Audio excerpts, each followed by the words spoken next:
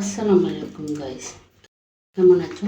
আশা করি সবাই আল্লাহর রহমতে ভালো আছো, সুস্থ আছো। তো আমি তোমাদের ভালো আছি, সুস্থ আছি।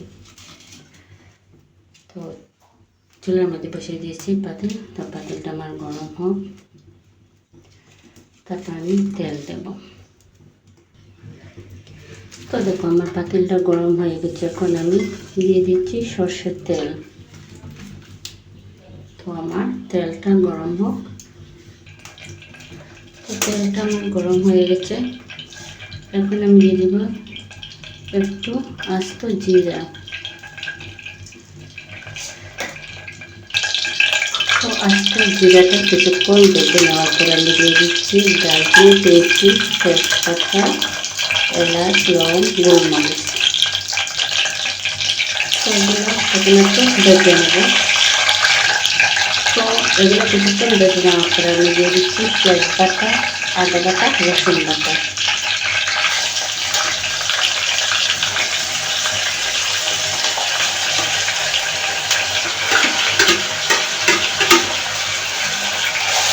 তো এগুলো আমি একটু নেড়ে ছেড়ে দেবো, নেড়ে ছেড়ে দিয়ে দেবো, কিছুক্ষণ বেটে নেব। তো পেঁয়াজ রসুনগুলো একটু কষানোর পরে আমি দিয়ে দিচ্ছি গরুর ভুঁড়ি। ভুঁড়িগুলো পরিষ্কার করে ধুয়ে রেখেছিলাম, সেগুলো আমি বেশ ক্যামেরাতে দিয়েছিলাম। সেখানে এগুলো আমি দিয়ে দিচ্ছি।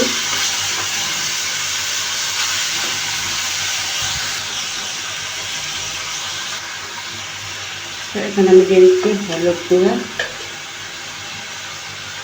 ধনিয়া গুঁড়া, মরিচের গুঁড়া, আর এখানে দিচ্ছি গরুর মাংসের মশলা গুঁড়া, দিয়ে দিচ্ছি স্বাদ মতো লবণ। তো দিয়ে এগুলো আমি ভালো করে নেড়ে ছেড়ে দেবো।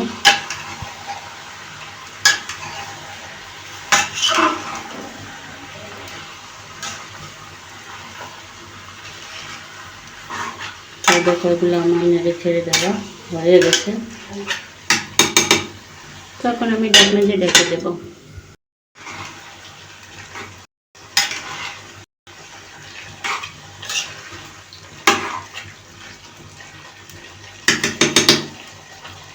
পর ঢাকনাটা সরিয়ে নিলাম, সরিয়ে নিয়ে আমি নেড়ে ছেড়ে দিচ্ছি।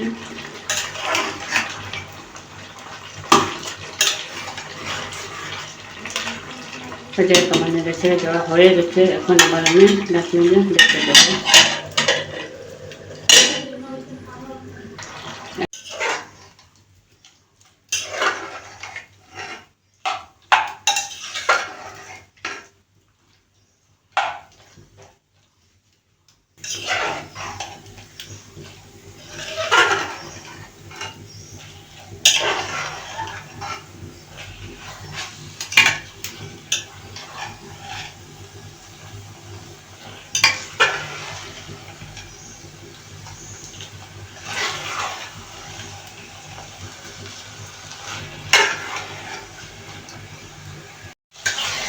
বন্ধুরা দেখো আমার পানিটা শুকিয়ে গেছে, তো এখন আমি পানি দিয়ে দেবো।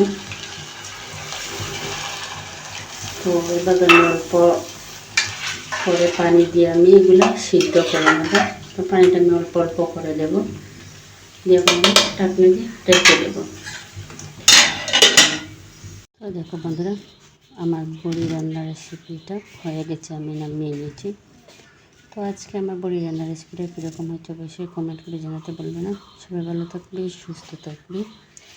আজকের মতো বিদায় নিচ্ছি, আবার আপনাদের সাথে দেখা হবে। আল্লাহ হাফেজ।